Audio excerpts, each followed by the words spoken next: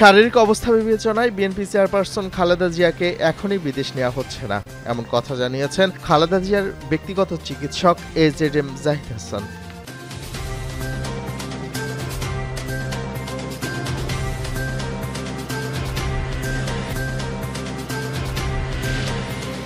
তত্ত্বাবধায়ক সরকার ব্যবস্থা বাতিল সহ সংবিধানের কয়েকটি বিষয় অবৈধ ঘোষণা করে হাইকোর্টের রায়ের বিরুদ্ধে আপিলের শুনানি চলছে। বিচারপতি ডক্টর সৈয়দ রেফাত আহমেদের নেতৃত্বাধীন আপিল বিভাগে এই শুনানি শুরু হয়। একটি গোষ্ঠী ধর্মের নামে দেশে বিভাজনের পথ সৃষ্টি করতে চায়, এক কর্মসূচিতে একথা বলেন বিএনপি মহাসচিব মির্জা ফখরুল ইসলাম আলমগীর।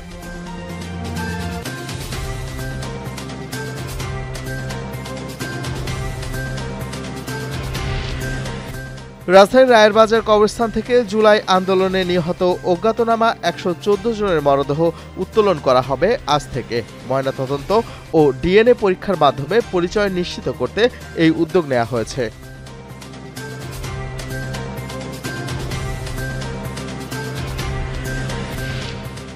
যুক্তরাষ্ট্র কানাডা সীমান্তে ৭ মাত্রার শক্তিশালী ভূমিকম্প হয়েছে, তবে এখনো পর্যন্ত প্রাণহানি বা ক্ষয়ক্ষতির কোনো তথ্য আসেনি।